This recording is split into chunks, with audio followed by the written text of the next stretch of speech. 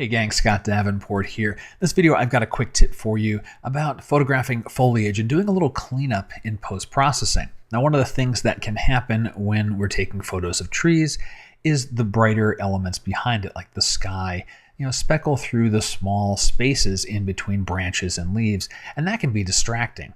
I've got this photo here where I have exactly that going on, and particularly in the lower right corner, where I have just spaces of brightness coming through the trees and the branches. That happens to be the ocean. The same thing applies to other areas here, or even up in this spot up here in the left where I've got the sky shining through. So you can fix this stuff up with a clone and stamp tool. So any program that has a clone and stamp tool, you can do this with, which is pretty much every tool that there is. I'll use Lightroom to do my cleanup here.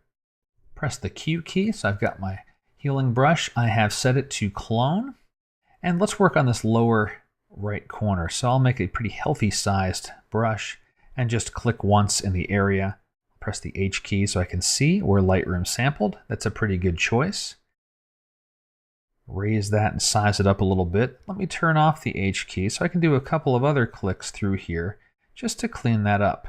All right, those last two, Lightroom did not choose well. Let's do it again. That's better. And that's better. Maybe one more over here. That is worse. Smaller. And a couple more, maybe just to round it out. You're starting to get the idea here, right?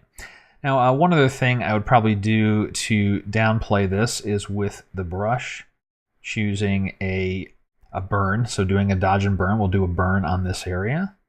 And just to downplay that so that I'm really not drawing my viewer to that corner at all. Now the same principle applies. Back to the Q key, I can tidy up these smaller speckles that are up in this tree here, maybe a little bit here. This separation looks okay to me.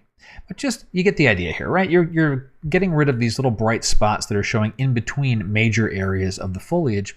And that's ultimately improving the photo because bright things will distract the viewer's eye.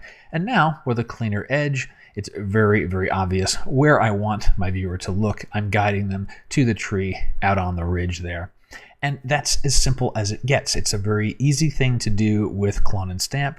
So next time you're photographing foliage and you have little speckles coming through the trees, remember to clean them up with a clone and stamp tool, and you'll have a stronger photo for it.